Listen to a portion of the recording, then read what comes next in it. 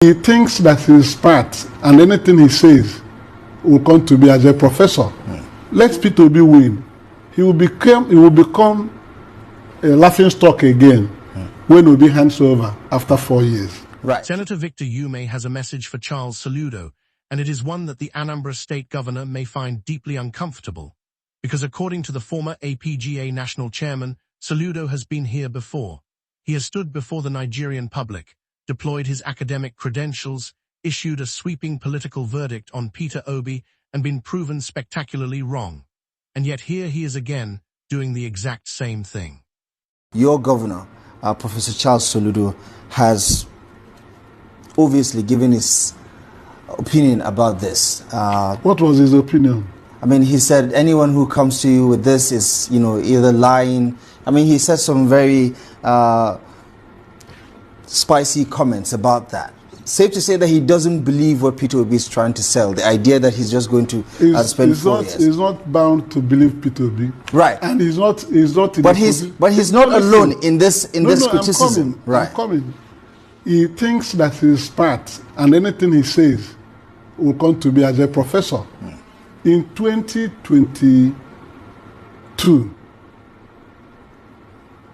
during the run-up to 2023 general elections, on November 14, 2022, he came heavily against Peter Obi and said he would not win any state in Nigeria.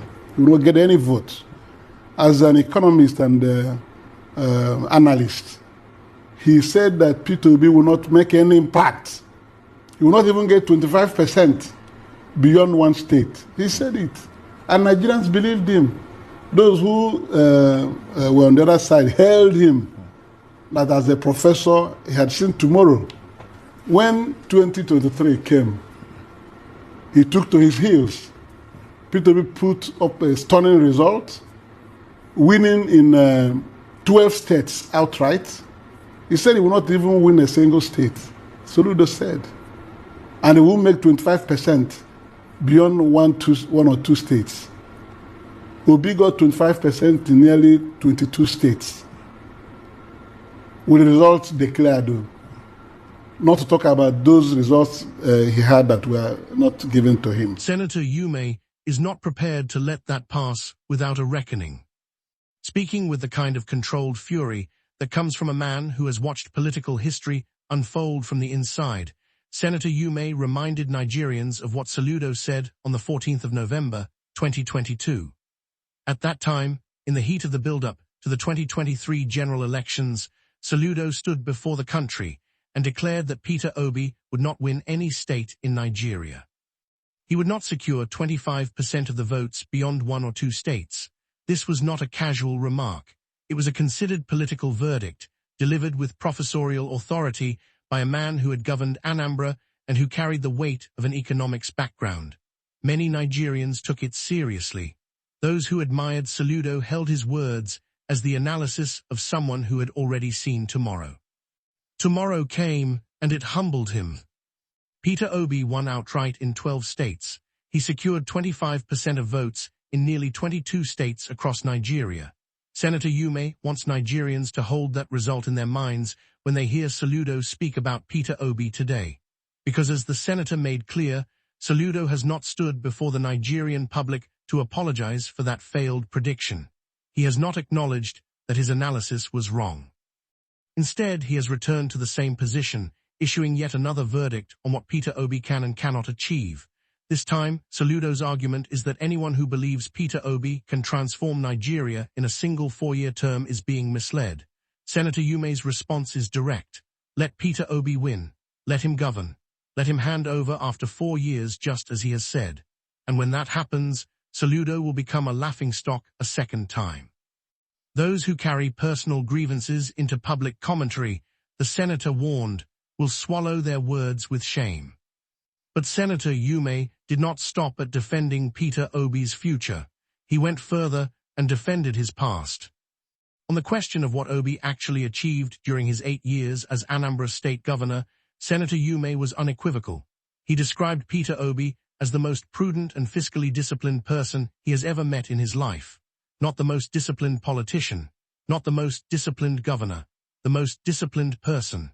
That is a remarkable thing for a man of Senator Umeh's political experience to say, and he said it without hesitation.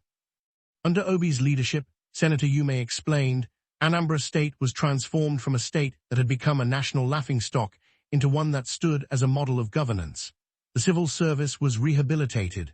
The educational system was stabilized and strengthened. Every public school in the state received a bus. More than 500 buses were distributed to schools across Anambra, a legacy of investment in education that the senator insists remains unmatched. And when Obi left office, he did not leave behind an empty treasury or a mountain of debt. He left 75 billion naira for his successor. He left $156 million in savings held in Diamond Bank. Senator Umeh is emphatic on this point. No outgoing governor in Anambra's history has handed over such a financial record. That is not rhetoric. That is the balance sheet of disciplined governance. Senator Umeh also took time to provide a context that has been largely missing from the current conversation about Obi's governorship.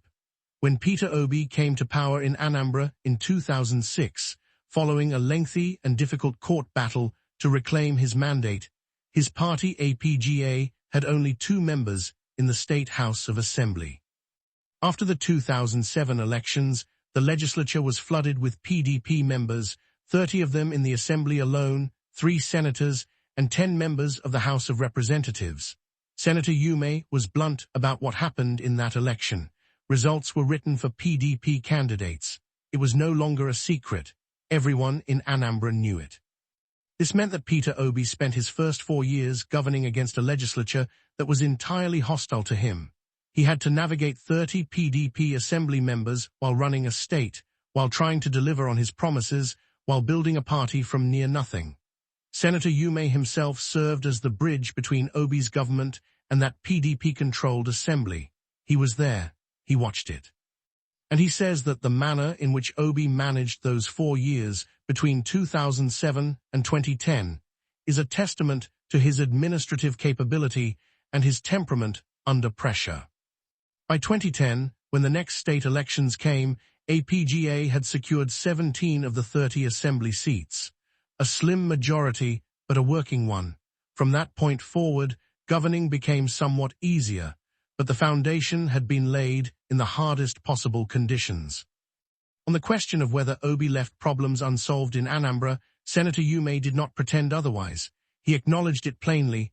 No leader in any society solves every problem within the time allotted to them. Roads were still being built after Obi left. Schools were still being fixed. That is the nature of government.